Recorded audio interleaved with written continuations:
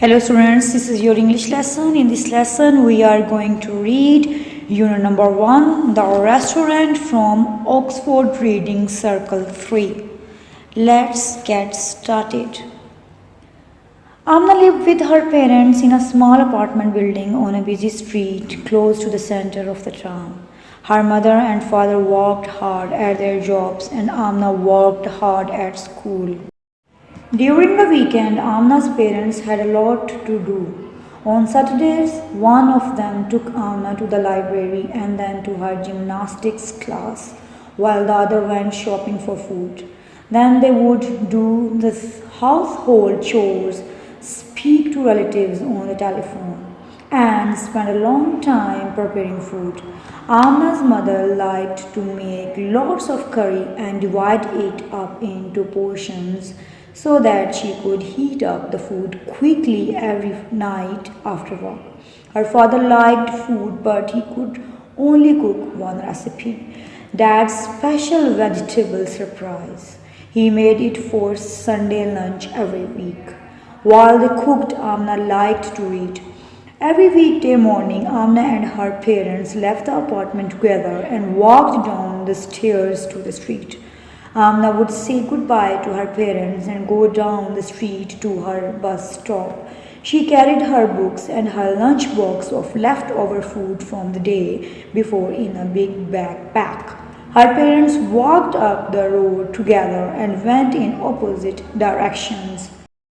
At the end of the street, her father usually caught a bus and sometimes took a taxi, but her mother always walked. Late in the evening, once everyone was home, her parents would rush around to get everything ready for the next day while cooking rice and reheating that day's portion of curry. While they ate, they would talk about their day. Amna's parents always asked what happened at school today. They liked to hear all about it. Then they would talk about their day. Dad often had a funny story to tell about his journey to work, and Mom always laughed and said, "Oh dear, you should just walk to work and save yourself all that bother." Mom and Dad always told Amna about what they had eaten for lunch. Dad often went to a restaurant. "Today I had such a wonderful vegetable soup with a soft, warm bread roll. It was delicious." Mom ate in the canteen at work. Sometimes she did not like the food. "Today we had Mexican beans and tortillas. They were terrible. I wish I had taken a packed lunch." On other days, she would talk happily about the meal she had eaten. "The roti and raita that I ate today were delicious. The roti melted away in my mouth." One day, Amna suddenly said, "I have the same lunch every day, the same dinner most days, and I have never been to a proper restaurant." "We should take you to a restaurant," Dad said. "Which one would you like to go to?" asked Mom. Amna shrugged her shoulders. Shrugged, raised. Her dad had an idea. "I will bring home some menus next week and you can choose a restaurant to go to next Saturday." On Friday night, the family read through the menus. One restaurant served food from all over the world. Its menu had pictures of famous landmarks on the front. Amna chose that one and her parents explained all the different dishes to her. They talked excitedly about the big plates full of delicious food that Amna would be able to try. Amna did not eat much dinner that night because she was too excited. She read the menu before she went to bed. "I can't decide whether to have the British fish and chips or the French chicken," she said to her mom. Her mom laughed and joked, "Maybe you can have one of each thing on the menu." During the night, Amna had a dream. She walked into the restaurant with her parents and sat at a table covered in a smart white cloth. There was a big tray in front of her and a team of waiters started putting food on it. Amna began to eat. First, she tried some delicious Chinese dumplings and then some spicy Italian meatballs. Amna was happily enjoying the food, but the waiters continued to bring her more and more dishes, each one piled high with amazing meals. Amna's mouth was full, her stomach was full, and she wanted to stop eating, but the waiters kept bringing more and more food. Her parents, the restaurant owner, and her head teacher were all standing around the table saying, "Eat up, don't waste the food." And the food kept piling up, and Amna had to keep eating. Her stomach had swollen up like a balloon. It was starting to hurt. "No more, please, no more," she shouted. Suddenly, Amna woke up. Her bed covers were twisting around her and her hands were over her mouth. Her mother came into her room. "Come on, get ready. We have a lot to do before your special treat, and I need your help." "Mom, my stomach hurts," said Amna. "You are probably hungry," replied Mom.